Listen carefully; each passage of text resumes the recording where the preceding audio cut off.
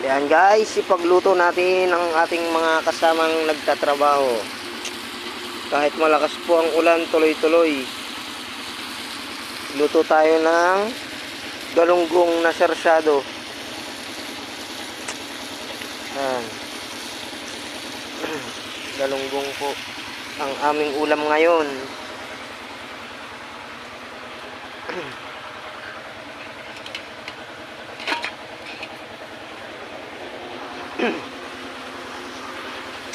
Malakas ang ulan pero binabanatan nila. Solar, water pump, submersible.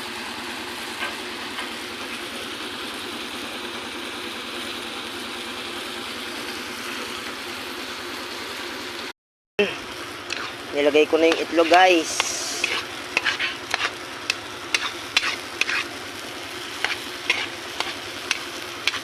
Ito po ay sarsadong kamatis na may galunggong. Gusto kasi ng mga kasama natin may itlog daw ang aming kamatis.